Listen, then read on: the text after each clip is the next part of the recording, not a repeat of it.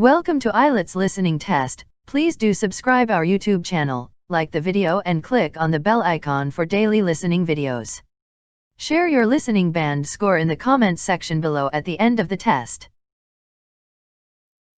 You will hear a number of different recordings and you will have to answer questions on what you hear. There will be time for you to read the instructions and questions, and you will have a chance to check your work. All the recordings will be played once only. The test is in 4 sections. At the end of the test, you will be given 10 minutes to transfer your answers to an answer sheet. Now turn to Section 1. Section 1. You will hear a woman phoning to inquire about exhibition information.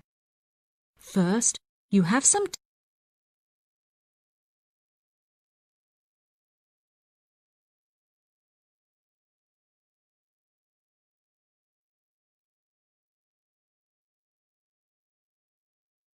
exhibition, but I couldn't find many details about it on your website, and I was wondering whether you could provide me with some more information. Does it open in June? The purpose of calling is to purchase tickets, so purchasing has been written in the space. Now we shall begin. You should answer the questions as you Tickets to the automobile exhibition, but I couldn't find many details about it on your website, and I was wondering whether you could provide me with some more information. Does it open in June? Yes, of course, madam. The exhibition will take place during July and will showcase the history of automobiles from the very first commercial car in the late 1800s all the way through to the present day. Is the exhibition open for the duration of July? No, madam.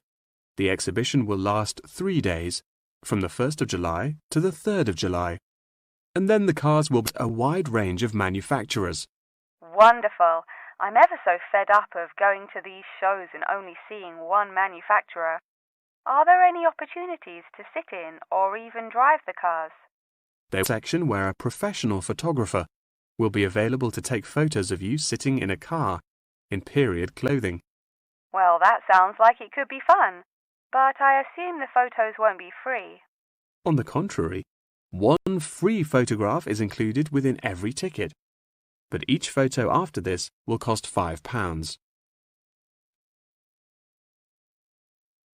Now listen and answer questions 5 to 10. That's a nice surprise. Not many things are free anymore.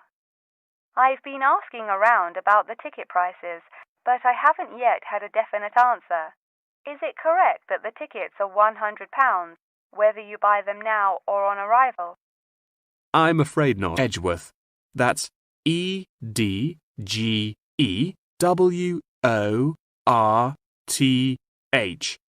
And he will probably need to take your credit card details and some personal details. Yes, that's fine. Before you transfer me, I just need to ask a few more questions. Will the exhibition be held in the Birmingham Exhibition Centre? I think that's where I went last time. No signs for the palace. If not, most people in Birmingham will be able to direct you. Neither my husband nor I am particularly good with directions. Is there anywhere I can find this information on the internet? Our website will give you an address.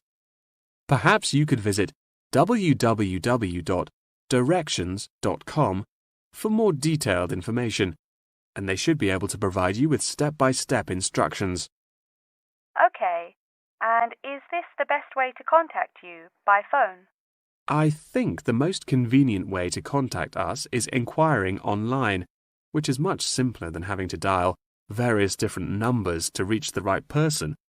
Unless you have any more questions, I'll transfer you now. No, that's great. Thank you for your help. That is the end of Section 1. You now have half a minute to check your answers.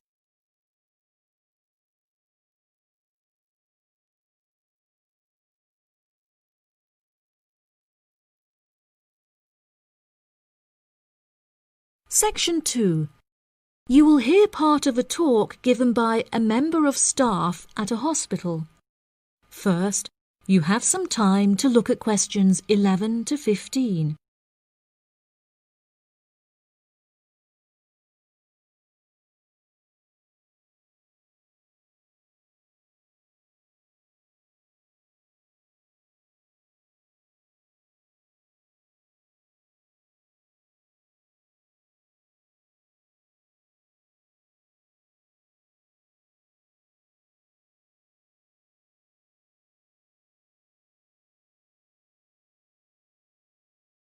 Now listen carefully and answer questions 11 to 15. Hello, and welcome to the homepage for the Healthy Hearing Medical Clinic and Surgery, where we'd like to share a little more information about the services we provide and more. Our hospital is one of the leading specialised hospitals in the United Kingdom, attracting the very best healthcare professionals from around the globe. Not only are we a leading medical practice, but we are also the only hospital in the United Kingdom dedicated entirely to the treatment of and research of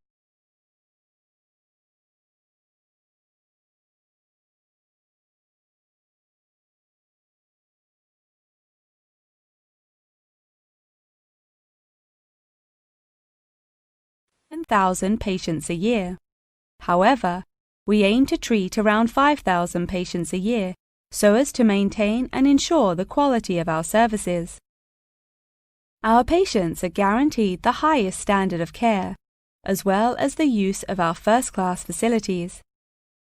All patients requiring overnight treatment are provided with their own private room with en-suite facilities, as well as a state-of-the-art entertainment centre, which includes a flat-screen LCD television and PlayStation. Appointments with our healthcare professionals can be made at any time during the week, with female doctors available between 8 a.m. and 11 a.m. If you need to see a doctor outside of these times, please visit the Out of Hours page of our website for more information. Our doctors are all trained to an exceptionally high standard and practice a vast array of specialities. Mr. Roberts is a fully qualified ear and throat specialist. Mr. Edwards is a pediatric hearing specialist, while Mr. Green specializes in reversing hearing loss. For more details about our people, please visit the staff members page on our website. During a consultation, doctors will sometimes decide medication is required, for which patients should receive a prescription. There are several pharmacies within the city. However, we recommend that patients use the pharmacy housed within our healthcare facility. Our in-house pharmacy is well stocked at all times. Our products are competitively priced, and our pharmacists are on hand to help and advise from 8 a.m. until 10 p.m. from Monday to Saturday, and from 9 a.m. until 12 p.m. on Sundays. If you require any help outside of these hours, please see our Out of Hours page on the website.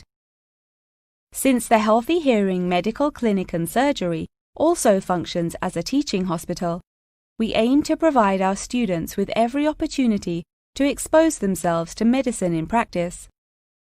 Therefore, we would like to encourage our patients to give their consent for a medical student to attend their consultations.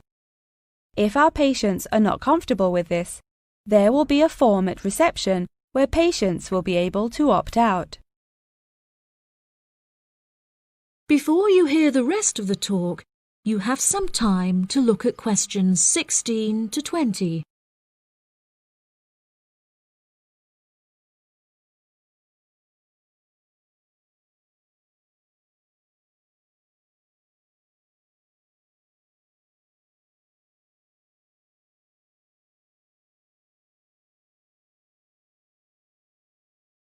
Now listen and answer questions 16 to 20.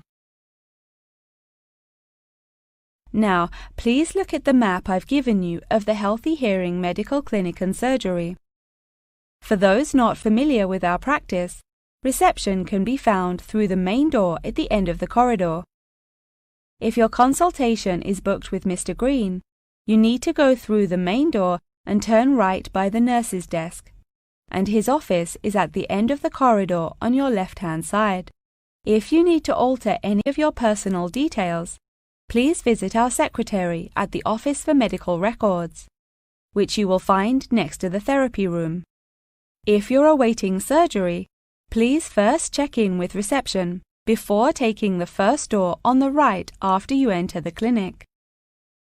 Finally, in the event that you feel disappointed with any of the services we have provided, or have any further questions, please locate our manager's office, which can be found near the Office for Medical Records and between two closets. If you have any more questions about the Healthy Hearing Medical Clinic and Surgery, please do not hesitate to contact us on 01 256 111 111. That is the end of section 2. You now have half a minute to check your answers.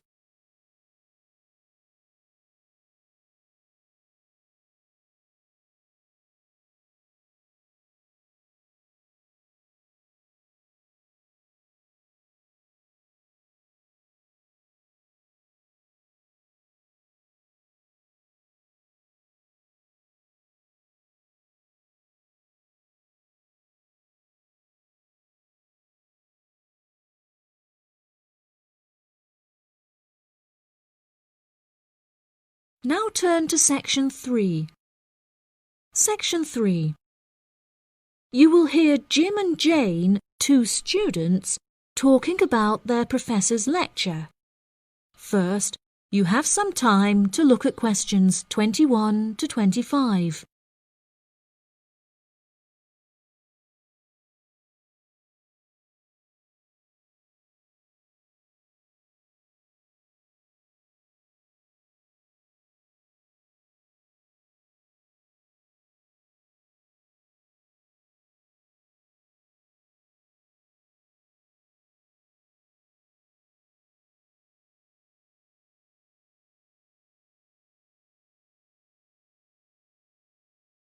Now listen carefully and answer questions 21 to 25.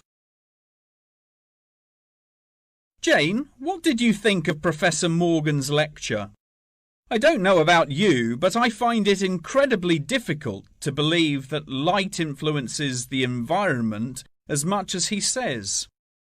I've never seen any journal articles, websites or anything that verifies his arguments. It's stupid. On the contrary, I've seen a great deal of research supporting his argument from a wide range of renowned scientists.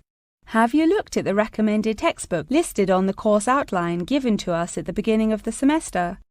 All the information is in there. Perhaps you've just been looking in the wrong places. I never look at the course outlines. I have so many loose sheets of paper I tend to lose anything I'm given by the end of the day. What's the textbook they recommend? And where can I get it from?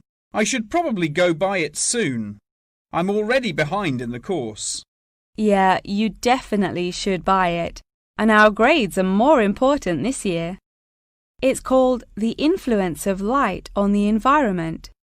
You should be able to find it in the bookshop on campus.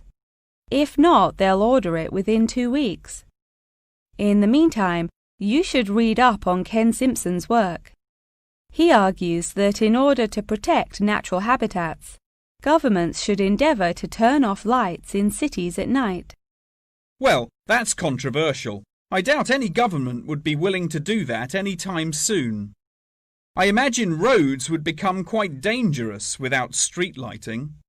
For this issue, Dave Kepler suggests they could just replace the existing lights with more environmentally friendly bulbs. They could even install solar-powered lights. That way, roads will be more eco-friendly while maintaining safety. Although I guess they wouldn't be particularly effective in colder countries, especially during the winter. That's quite a good idea, actually. The price of solar power is supposed to be on par with electricity within the next few decades, and it was on the news this morning. I've also heard that, according to Sharon Gray, in countries with more sunlight, insect-eating animals tend to be smaller in size. Since there are fewer insects, and the remaining insects produced a smaller number of eggs. Yeah, I think I read somewhere that sunlight also has a negative effect on the quality of water, but I'm not sure I believe it. In many hot countries,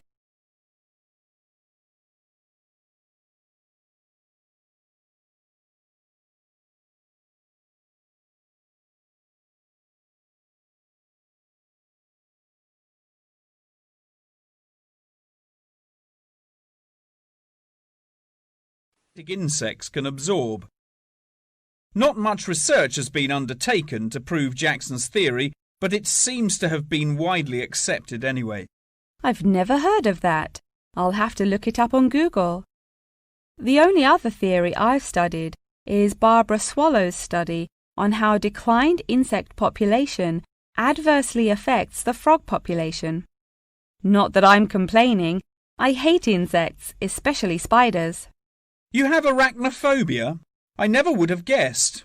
Didn't your brother have a pet black widow spider? Yes, he did, and I hated it. It escaped from its cage once, and we never found it. I had nightmares for months.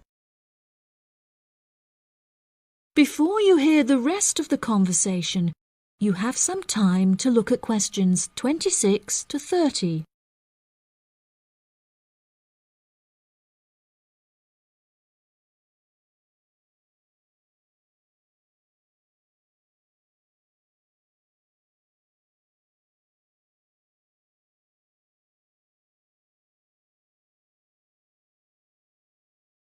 Now listen and answer questions 26 to 30. Okay, now I'm getting goosebumps. Let's change the subject. What's your stance on natural and artificial light? Honestly, I'm not sure it makes much difference which one you use.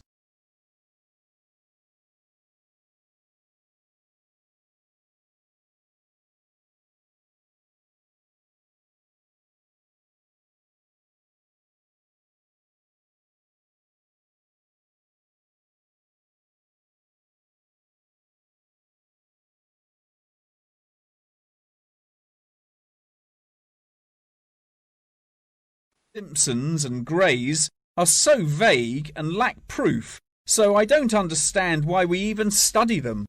I see what you mean.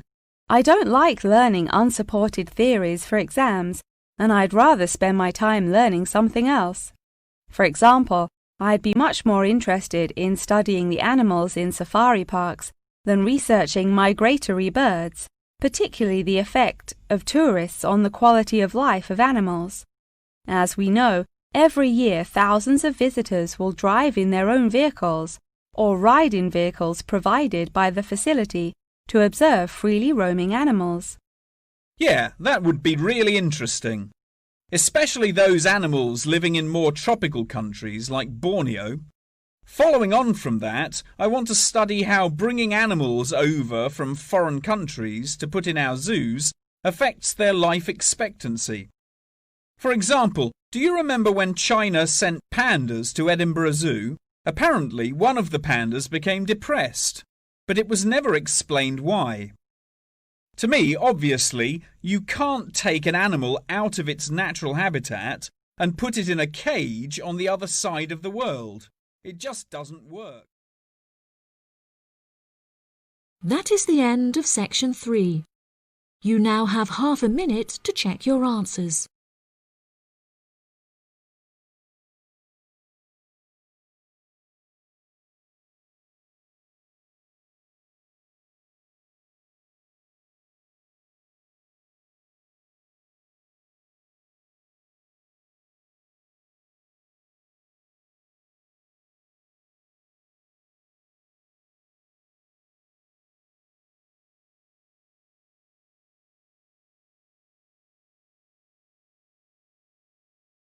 Now turn to section 4.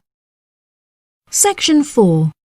You will hear a talk on the history of football in Great Britain in the 19th century. First, you have some time to look at questions 31 to 40.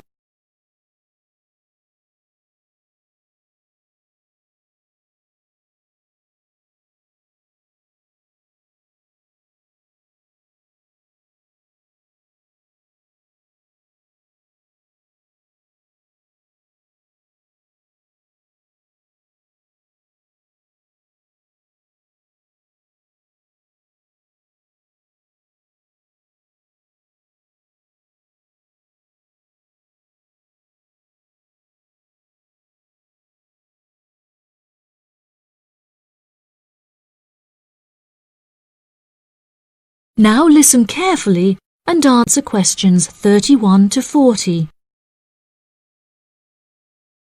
Great Britain is often hailed as the home of football, with talented players travelling from far and wide to play for teams in the English Premier League, one of the most popular football leagues on the planet. Today we are going to take a look back to the 19th century Great Britain, in an attempt to trace the evolution of the beautiful game, as it is now known. Prior to the 19th century, the game featured a wide variety of local and regional adaptations, which were later smartened up and made more uniform to create our modern-day sports of association football, rugby football, and Ireland's Gaelic football. Even up to the mid-19th century, Shrovetide football, or mob football, was still widely practiced. According to the rules of mob football, there were no rules. A player could legally use any means whatsoever to obtain the ball, such as kicking, punching, biting, and gouging, with the only exceptions being murder and manslaughter. These games may be regarded as the ancestors of modern codes of football, and by comparison with later models of football, they were chaotic and had few cooperation. Towards the latter end of the 19th century and moving into the early part of the 20th century, however, there appeared a newfound emphasis on moral values in football. Perhaps a more modern example of this can be seen in John Terry's suspension as England captain, following reports of his infidelity to his wife. Furthermore, as mob football died away, there grew a greater concern for players' health and general well-being, with many clubs affording their top players access to frequent medical checkups and treatment. Despite the presence of Great Britain's unique state-funded National Health Service, football clubs are still seen today, providing team members with state-of-the-art healthcare facilities, with the top clubs even housing their own specialist doctors and physicians.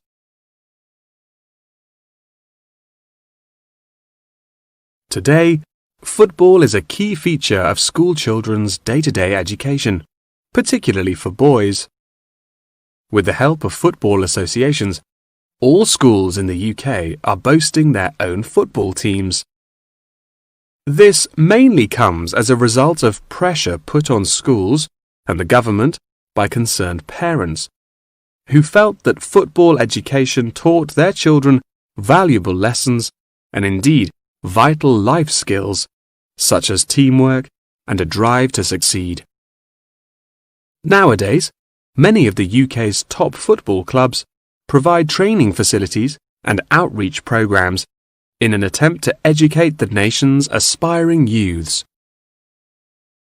As I previously mentioned, it was only during the 19th century that football in its uniform concept truly began to emerge, with footballers previously playing according to their own versions of the rules. However, it was not until the early 20th century that different players actually began to play according to these standardized rules. Prior to the 19th century, football was played by all the major English public schools, including the likes of Eton College, Winchester College, and Harrow. In 1848, there was a meeting at Cambridge University in an attempt to lay down the laws of football. Present at the meeting were representatives of each of these major public schools, whom each brought a copy of the rules enforced by their own individual school's rules of football. The result of the meeting was what is now known as the Cambridge Rules, thereby uniting the rules from across the country into one simple document. However, the Cambridge Rules were not liked by all, and a new set of rules, Thring's Rules, compounded in the book The Simplest Game, became commonplace among dissenters. Across the country, improvements in infrastructure and public transport had a knock-on effect of dramatically increasing attendance to football games. Football quickly became a social event where spectators would meet friends, drink tea, and chat about the good old days. As football became more and more popular, it was decided that more money should be invested in maintaining the quality of pitches, amongst other things, and there was even talk of installing seating for spectators. However, the question of who was to foot the bill quickly became a divisive issue, with many believing that the government should fund football's development as a national sport. But in the end, the onus fell upon Britain's local and regional football clubs for the funding and development of the Football Association. They became responsible for the upkeep of football grounds, began to pay their best players a small salary, and organised competitions against other local and regional teams. And there began England's Football Association, or the FA, as we know it in its current form, the governing body of football in England. As the FA continued to grow and accumulate greater wealth, it was able to attract more and more talented young men from across the country, before finally accepting professional talent in the early 20th century. Today, football is played at a professional level all over the world. Millions of people regularly go to football stadiums to follow their favourite teams, while billions more watch the game on television or on the internet. That is the end of section 4. You now have half a minute to check your answers.